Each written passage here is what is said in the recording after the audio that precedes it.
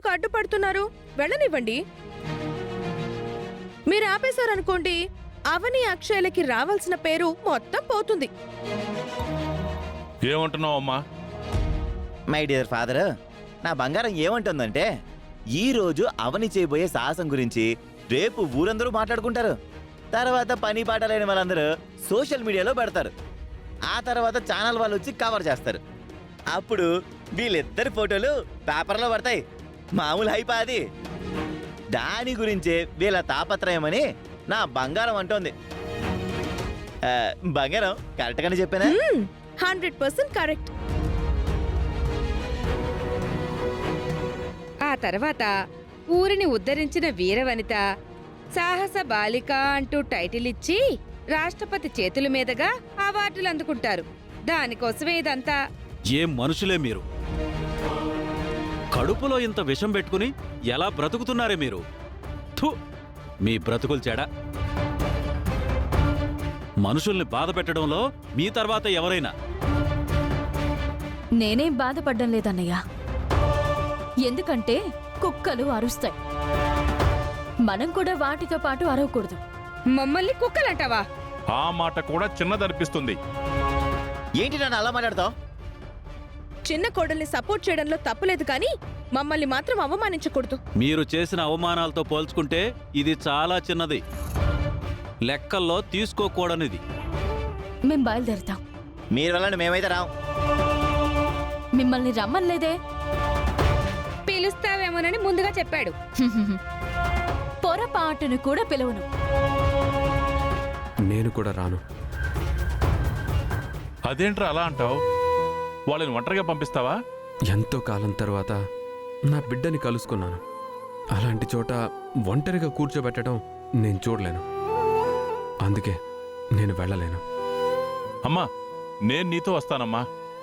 మీరెందుకు మావయ్య, నేను వెళ్తాను.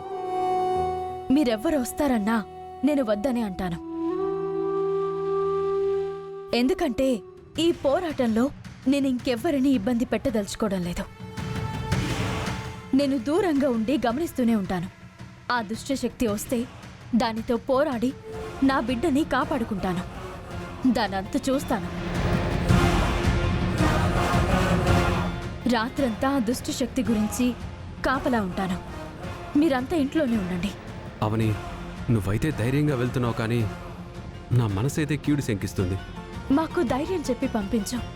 మా ధైర్యాన్ని పోగొట్టుకు. ఇంక మేం బయలుదేరుతాం. రామ్మా.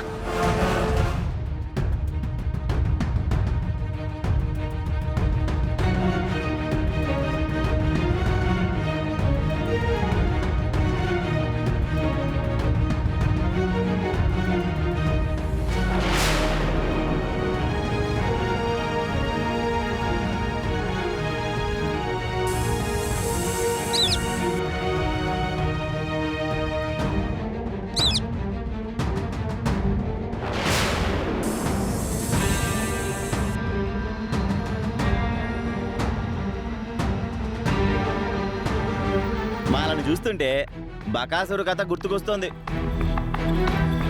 వారానికి ఒకరు బకాసురుడికి ఆహారం అయిపోయే వాళ్ళంట కదా. ఇప్పుడు ఈ అక్షయ ఆ దుష్ట శక్తికి ఆహారం అయిపోయేలా ఉంది.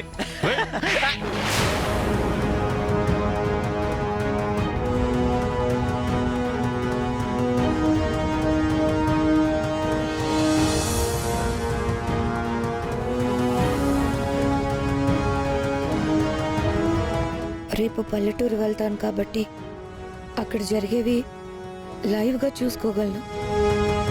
అవని ఈ లోపల ఎలాంటి ప్రయత్నం చేస్తుందో అర్జెంటుగా తెలుసుకోవాలి. బంగారం, మా నాన్నకి వయసు పెరుగుతున్న కొద్దీ ఎముకల్లో బలం పెరిగిపోతుంది.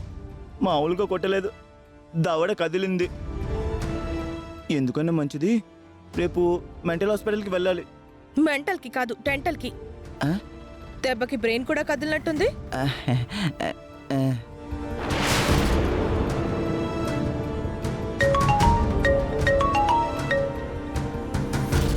మాయ ఈ సమయంలో చేస్తుందేంటి? మన గ్యాంగ్ సిటీలో లేకపోయేసరికి లోన్లీగా ఫీల్ అవుతున్నట్టుంది. పాపం, లిఫ్ట్ చేసి మాట్లాడు. మాట్లాడు. హాయ్ మాయా. హలో నిహారిక. ఆ, ఏంటి ఈ టైంలో చేసావు? అవనితో క్యాజువల్ గా మాట్లాడదామని కాల్ చేస్తుంటే కనెక్ట్ అవ్వడం లేదు, అందుకే నీకు చేశాను. ఈ సమయంలో మన బద్ధ శత్రువు అయిన అవనితో మాట్లాడేంత ఇంపార్టెంట్ టాపిక్ ఏముంటుంది మేడం? అవనిని నేను శత్రువులాగా ట్రీట్ చేయలేకపోతున్నాను. అయితే మీ కర్మ. నువ్వైతే అవని గురించి పాజిటివ్ గానే ఆలోచిస్తున్నావు గానీ అవని మాత్రం నిన్నింకా అనుమానిస్తూనే ఉంది. మీరు మారారు కానీ అవని మారలేదు మేడం. దేనికైనా సమయం రావాలి కదా. ఇంతకీ అందరూ ఎలా ఉన్నారు? అంతా క్షేమమేనా? అక్కడ ఎలాంటి ఇబ్బంది లేదు కదా? అవును, అవని ఏం చేస్తుంది? ఊరి సమస్యని పరిష్కరించడానికి కూతుర్ని తీసుకుని బయలుదేరింది.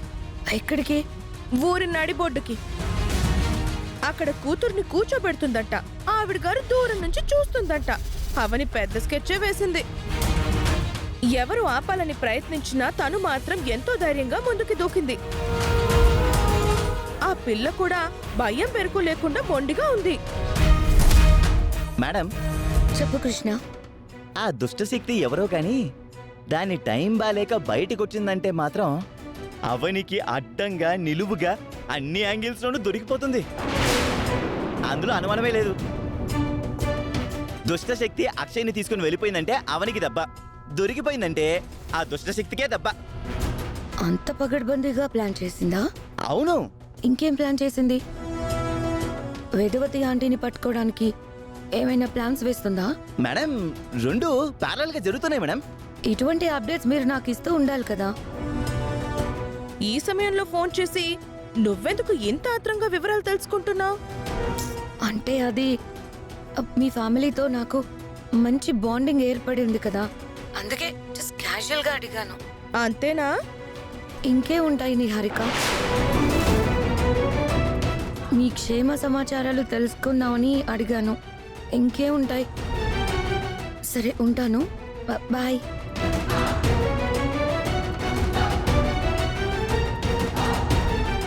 ఎందుకు టెన్షన్ పడుతుంది? బంగారం, మాయ మేడం ఉందే, ఆవిడంతా ఒక టైపు, ఎవరికి అర్థం కాదు. మనం పోదాం పద.